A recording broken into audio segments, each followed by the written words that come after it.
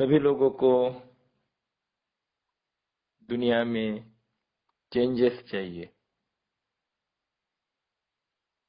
सभी लोगों को खुशियाँ चाहिए। सबको बदलाव चाहिए। सब कुछ चाहिए। सब कहते हैं ऐसा होना चाहिए, वैसा होना चाहिए।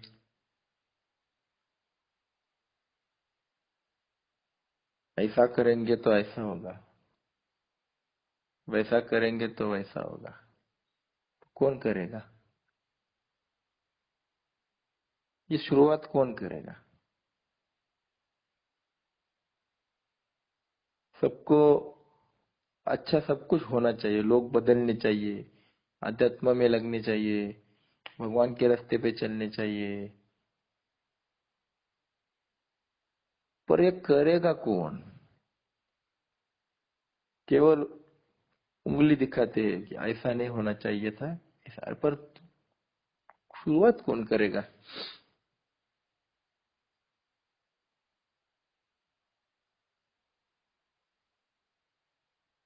शुरुआत तो किसी ने करनी चाहिए ना। कोई खड़ा ही नहीं होता है कि नहीं ये मुझे करना है, मैं करूंगा तो ये सब काम शुरू हो जाएगा। जब तक खुद आदमी तैयार नहीं होता है, तब तक दुनिया में कभी बदलाव नहीं होता है। दादाजी को एक आदमी ने पूछा था कि ये शुरुआती में बहुत ऐसे लोग मिलते थे दादाजी को। तो दादाजी को पूछा था, ये कलयुग कब बदलेगा शास्त्री जी? ये कलयुग कब बदलेगा? तो दादाजी ने कहा कि तू मर जाएगा तब ये बदल जाएगा। हाँ, क्योंकि कलयुग बदलना है पर तुझे कुछ नहीं करना है। कलयुग बदलने के लिए तुझे कुछ नहीं करना है। तो ये तभी बदलेगा जब तेरे जैसे लोग मर जाएंगे। कुछ करेंगे तो बदलेगा ना। दादाजी इसके ऊपर एक कहानी भी समझाते कि एक गांव जो था उसके 10 युवा ये स्नान करने के लिए नदी पर गए।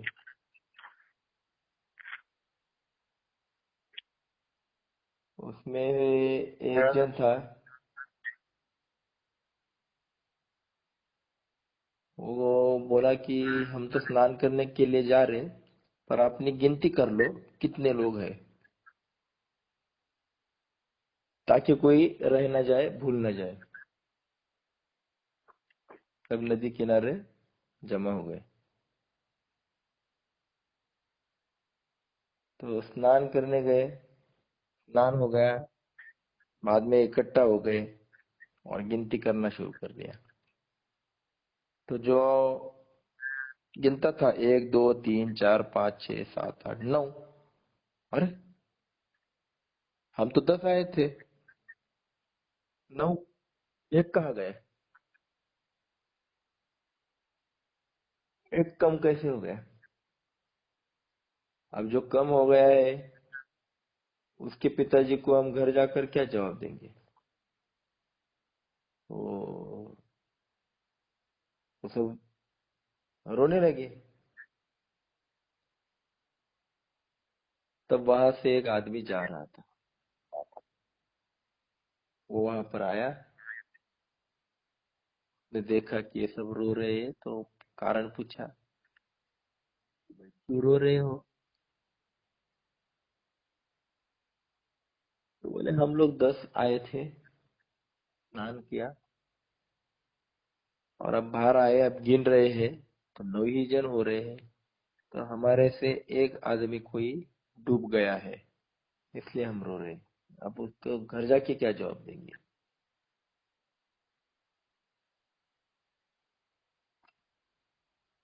तो उसने कहा,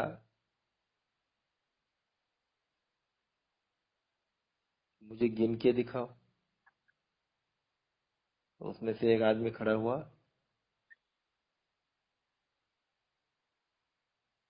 और बोला, देखो मैं गिनता हूँ।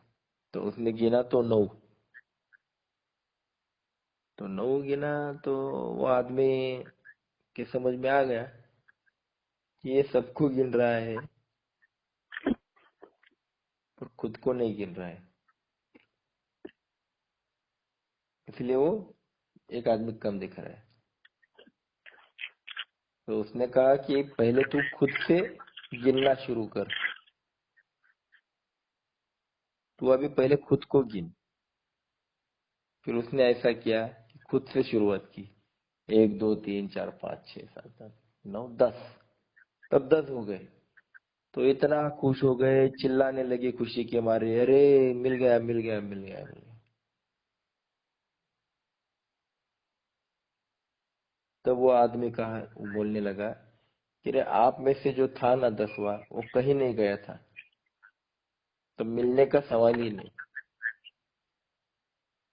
वो आप में ही था और आप खुद को गिन नहीं रहे थे।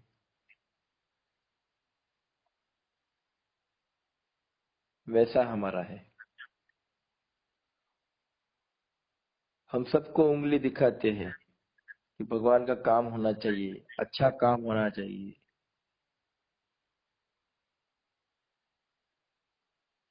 पर ये किसने करना चाहिए,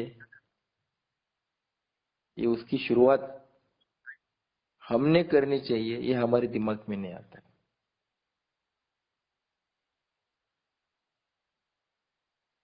और वही दादाजी कहते हैं कि स्वाध्याय हमें यही सिखाता है कि भगवान का काम, समाज में बदलाव, ये सब तभी होता है जब आप खुद से शुरुआत करते हो। आप खुद को गिनते नहीं हो। जब तक खुद को गिनते नहीं हो तब तक समाज में बदलाव नहीं आएगा। जब तक खुद बदलते नहीं हो तब तक समाज कभी नहीं बदलेगा। इसलिए खुद से शुरुआत करो, खुद को गिनना सीखो।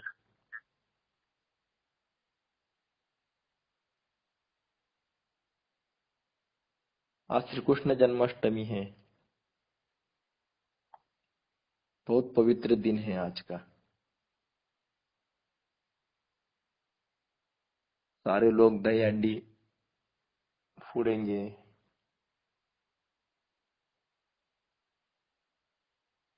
जन्मदिन मनाएंगे 12 बजे तक।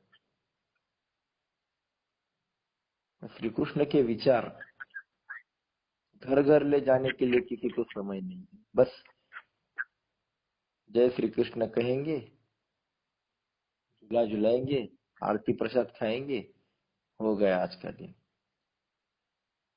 यही बरसों से होता आ रहा है। इसी बात पे दादाजी को गुस्सा आता है कि जहां राम और कृष्ण जैसे महापुरुष हो गए, वहां के लोग निरुत्साही क्यों है, उनके अंदर उत्साह क्यों नहीं। श्री कृष्ण जयंती, श्री कृष्णाष्टमी का मतलब उत्साह है, तेज है, प्रेम है, ये सब कुछ है। भगवान श्री कृष्ण जब अवतार लिया तो वो किस लिए लिया। लोग लोग कहते हैं कि उन्होंने तो सबको मारा है। नहीं, उन्होंने प्यार सिखाया है, वो मारने के लिए नहीं आए थे।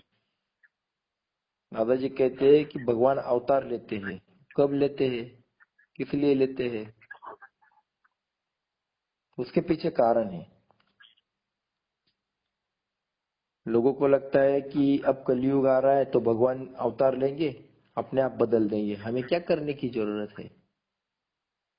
जितना बुराइयां हो जाएगी उतना जल्दी भगवान आएंगे। ऐसा कभी नहीं होता है। दादाजी कहते हैं ऐसे लोगों के लिए भगवान आते ही नहीं। वो किस लिए आते हैं, परित्राणाय साधूनाम विनाशाय च दुष्कृताम धर्म संस्थापनार्थाय संभवामि युगे युगे। वो किस लिए आते हैं मालूम है, वो दुष्टों का संहार करने के लिए आते हैं, ये नहीं है वो आते हैं परित्राणाय साधु नाम, मतलब साधु लोगों का रक्षण करने के लिए आते हैं।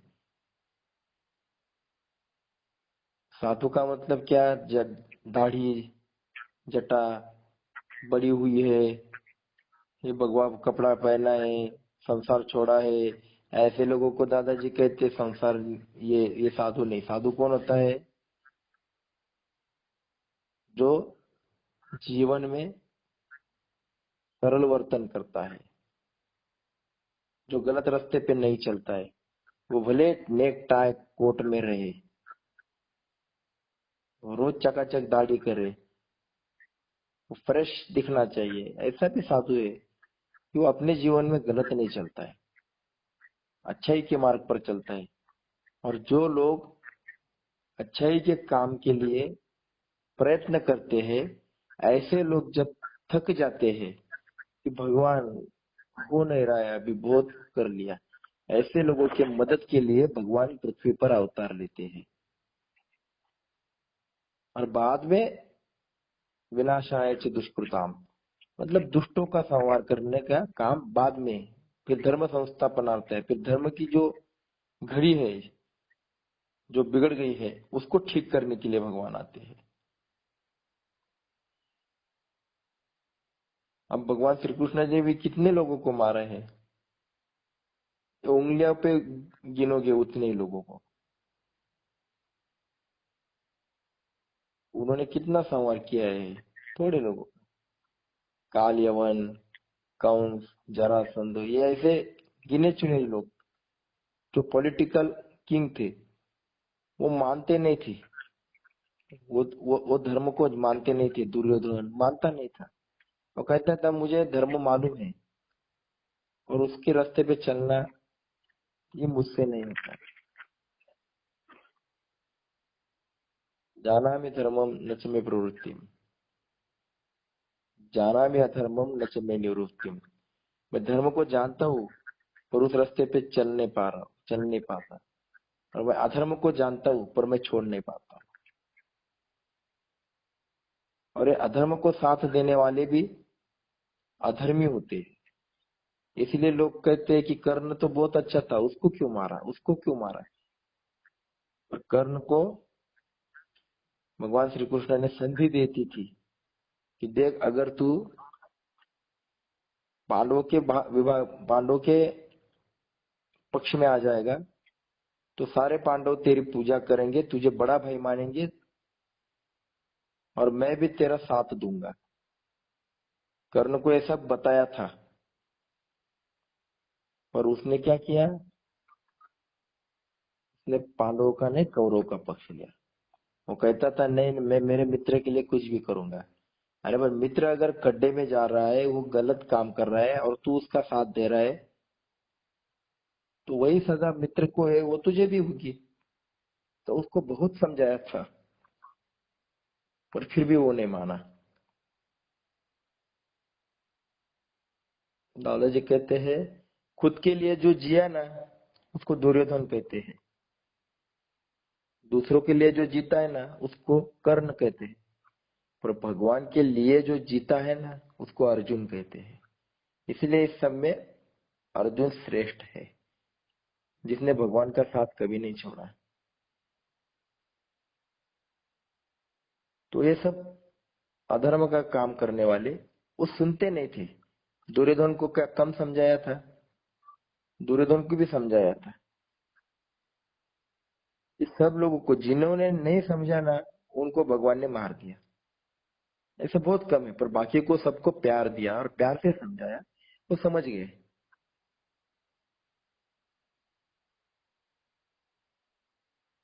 जब महायुद्ध हुआ था ना, तब अर्जुन के सामने भी कौन था, भीष्म,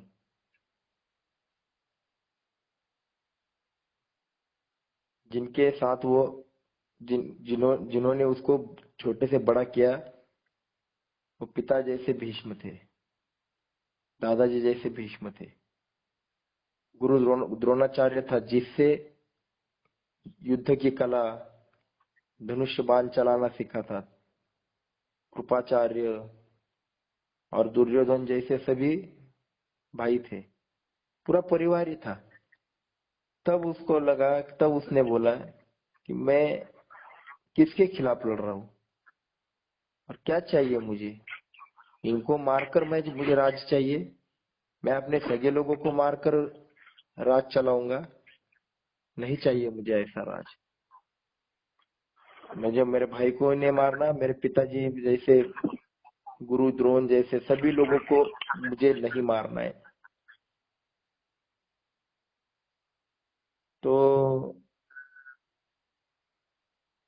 अर्जुन डर के मारे नहीं बोल रहा था। वो क्या कह रहा था कि उसको मरने का डर नहीं था। वो ये कह रहा था कि मैं इनको नहीं मारूंगा, मुझे राज नहीं चाहिए। तब भगवान ने उसको भगवत गीता समझाई, भगवत गीता के रूप में विचार दिए। तुझे इनको क्यों मारना है? कि जो धर्म के रास्ते पे आते हैं वो सगे भी होंगे तो उनको मार। तुझे पाप नहीं लगेगा, मैं तुझे संभालूंगा। और इसके लिए पूरी भगवत गीता समझाइए। भगवत गीता अर्जुन की वजह से हमें मिली, ये हमारा भाग्य है। क्योंकि आज भी हम अपने सगे वालों से ही ज्यादा परेशान होते हैं। बाहर का हमें कोई परेशान करने की ताकत नहीं रखता है। हम कोई अच्छा काम करने निकलते हैं तो घर वाले परेशान कर देते हैं। ये सभी हमारे अच्छे कर्म में, अच्छे रास्ते में आड़े आते हैं, रास्ता रोकते हैं। अरे क्या स्वाध्याय फिर करते हो, क्या जरूरत है? कौन सा भगवान मिलने वाला है, क्या करने का? ये तकलीफ देने वाले बहुत सारे लोग हैं। जब भी हम स्वाध्याय करने के लिए निकलते हैं, कोई रिश्तेदार घर पे आके बैठ जाता है। तो ये क्या हो गया? ये युद्ध की बात, युद्ध की घड़ी होती है।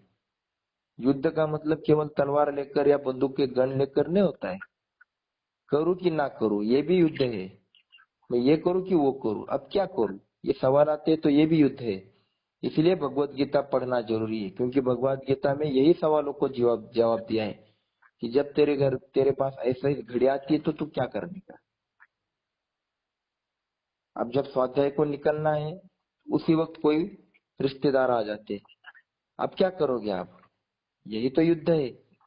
तब उसको मारना है, इसका मतलब क्या है? उसका गला नहीं पकड़ना है। इसका मतलब क्या है? भगवत गीता समझाती है उसको मार। इसका मतलब क्या है कि उसको कहे तू कि आप रुक जाओ, चाय पानी घर पे करो, घर में बीवी है, वो देगी सब कुछ, मैं तब तक 1 घंटे में स्वाध्याय को जाकर आता हूँ। इसका मतलब है कि आपने उनको बाजू किया और भगवान को वैल्यू दी और भगवान का साथ दिया। तो इसको कहते हैं कि रिश्तेदारों को भी मारना चाहिए अगर वो आड़े आते। एक तो उसको बोलना चाहिए कि चलो मेरे साथ स्वाध्याय को, और वो नहीं आता है तो कहो कि मैं जाकर आता हूँ। क्या भगवान से बड़े हैं रिश्तेदार, जो रिश्तेदारों के लिए मैं भगवान का काम भी छोड़ दूं? तो ये मारना आसान नहीं है, ये बहुत कठिन है। अब 4 मित्र अगर कहते हैं कि बहुत दिन हो गए हम पिक्चर देखने नहीं गए, तो हमने चलो टिकट निकाला है, पिक्चर देखने जाना है, और उसी वक्त आपको भाव फेरी में निकलना है या स्वाध्याय केंद्र में जाना है, तब क्या करोगे?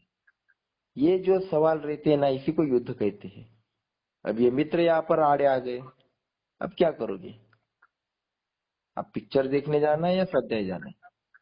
आप किसका साथ देते हो? ये ये इनको मारना आसान नहीं होता है। क्या है ताकत आपके अंदर कि अपॉइंटमेंट विद गॉड, मैंने हफ्ते में 1 घंटा स्वाध्याय भगवान के लिए दिया है, मुझे पिक्चर क्या, मैं कल भी देख लूंगा। तो अगर ये करते हो तो समझो आपने उनको बराबर मारा, उनको बाजू किया। और ये सातत्य से स्वाध्याय करोगे तब आएगा। श्री कृष्ण भगवान ने ये समझाया है कि जब भगवान का काम करने आप निकलते हो ना, तब कोई भी आपको डिस्टर्ब करे तो उसको मारो। इसका मतलब गला नहीं पकड़ना, तलवार नहीं मारनी। मारो का मतलब होता है कि उसको बाजू करो कि भाई तू बाजू रुक जा, मैं 1 घंटे में जाकर आता हूँ, या मैं 2 घर जा रहा हूँ भाव फेरी के लिए, तो विचार देकर आता हूँ, बाद में हम कहीं जाएंगे घूमने घूमने, आपको जहाँ चल लेके जाना है, पर अभी का समय मेरा भगवान का है। अगर ये सोच आपकी हो गई तो समझ लो आपने भगवान को पा लिया। नहीं तो आज लोग व्यवहार करते नहीं, अभी क्या करते, चलो दोस्त आ गए ना, चलो दोस्त के साथ घूमने जाता हूँ, बाद में भगवान को देखेंगे। रिश्तेदार आ गए, चलो रिश्तेदारों को समय देता हूँ। तो ये जो है ये भगवत गीता इसलिए है कि अब समय ऐसा आया है तो आप क्या करोगे, ये समझाने के लिए भगवत गीता है। ये भगवत गीता जो है ये जिसके समझ में आ गई उसका पूरा जीवन बदल जाता है। इसीलिए हम कृष्ण वंदे जगत गुरुम कहते हैं कि पूरी दुनिया को अगर कोई रास्ता दिखाएगा तो भगवान श्री कृष्ण की भगवत गीता, दूसरी ताकत किसी में नहीं है। पूरी दुनिया को और पूरे जाति धर्म के मानव को अगर कोई रास्ता दिखाएगी तो ये भगवत गीता। जब अणुबॉम्ब का शोध लगाने वाला जो शास्त्रज्ञ था, जब अणुबॉम्ब की परीक्षा ली, फोड़ा गया, तब तब उसकी ताकत देखने के बाद वो ओपेनहाइमर नाम का जो शास्त्रज्ञ था उसके टेबल पर भगवत गीता थी। वो बोला ऐसी शक्ति मैंने भगवत गीता में पढ़ने के बाद देखी है। ये बड़े बड़े शास्त्रज्ञ साइंटिस्ट लोग जो है वो भगवत गीता को मानते हैं। और आज का जो 12वीं फेल हो गया है साइंस का विद्यार्थी कहता है वेयर इज गॉड, मैं कोई धर्म को ये जो है भगवान को नहीं मानता हूँ। ऐसे लोग हैं जो अनपढ़ होते हैं। इसलिए भगवत गीता को साधारण कभी नहीं समझना, उसके अंदर बहुत पावर, बहुत शक्ति है। साक्षात भगवान के मुंह से निकली हुई वाणी है। इसलिए आज के दिन हम इस पवित्र दिन में आज हम भगवान श्री कृष्ण को याद कर रहे हैं, भगवत गीता को याद कर रहे हैं। और ये सारे विचार दादाजी ने भगवत गीता वेद उपनिषद से दिया है।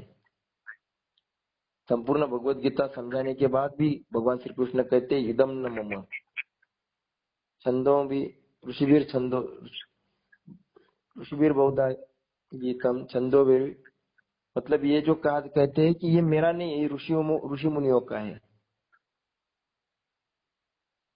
ये सब ऋषि मुनियों का है। एवं परंपरा प्राप्तम इमम राजर्षय विदु सकाले नियमता नष्ट मोह परंतु, मतलब ये जो है ये मैं आपको ज्ञान दे रहा हूँ। भगवान अर्जुन को कहते हैं कि ये मैं आपको ज्ञान दे रहा हूँ, ये तो परंपरा से चला हुआ आया है, ऋषि मुनियों ने बताया है, वही मैं आपको दे रहा हूँ। मतलब देखो इतनी नम्रता है कि इतना बड़ा ज्ञान देने के बाद भी भगवान कहते हैं कि ये ऋषि मुनियों का है। और आज के लोग, हम लोग इतना सा काम करते हैं, कहते देखो मैंने किया, मैंने किया, मैंने किया। तो भगवत गीता में ये पाठ भी सिखाया जाता है कि काम करते समय आगे रहो, पर प्रसिद्धि मिलते समय पीछे रहो। जब लोग बड़ा कहने लगे तब पीछे रहो। और आज लोग बड़ा कहते हैं, कहने लगे लोग तो आगे आ जाते और काम करते समय पीछे चले जाते। तो ये गलत है, ऐसा भगवत गीता समझाती है। इसीलिए स्वाध्याय काम करते हैं और प्रसिद्धि से दूर रहते हैं, वो किसी को बताते भी नहीं है। तो भगवान का काम करते समय लोगों को बताने की क्या आवश्यकता है। जिस जो समाज अगर बड़ा मानता है तो हमें समाज ने बड़ा मानने के लिए काम नहीं करना है, उसको बड़ा मानना है तो मानने दो, पर हमें भगवान का काम करना है। इसलिए भगवान का काम करने की ताकत, समझाने की ताकत और भगवान के पास ले जाने की ताकत भगवत गीता में है। इसलिए भगवत गीता कम से कम रोज एक या दो श्लोक तो पढ़ना ही पढ़ना चाहिए। अरे जिस भगवान ने खुद के मुंह से ये बताई है, देखो किसी भी ग्रंथ की जयंती नहीं होती है, पर गीता की जयंती होती है। क्यों क्यों होती है? क्योंकि उसके जो अंदर के विचार है वो गतिशील है, प्रवाही है, वो शाश्वत है। उसमें का एक भी सिद्धांत बदल नहीं दिया जाता। 700 श्लोक में से एक भी शब्द को कभी बदला नहीं गया है। इतनी बड़ी ताकत इस भगवत गीता में, इसलिए उसकी जयंती की जाती है। वो साक्षात भगवान के मुंह से निकली हुई वाणी है। इसलिए भगवत गीता को जीवन में उतारो। और जब हम भाव फेरी में जाते हैं ना, तो भगवत गीता को जीवन में उतारने की ये कला दादाजी ने सिखाई है। इसलिए आज के दिन भगवान श्री कृष्ण को याद करते हुए हमने थोड़ी सी उनके विचारों को सुनने की और करने की तैयारी की है। तो आज के लिए भगवान श्री कृष्ण को नमस्कार करते हैं, उसको याद करते हैं और ये तय करते हैं कि दादाजी, हम भगवान कृष्ण के विचार घर घर ले जाने के लिए हम कटिबद्ध है, संस्कृति का काम हम करने के लिए कटिबद्ध है, तैयार है, जितना भी हो सके हम करेंगे और प्रामाणिकता से करेंगे। जय योगेश्वर।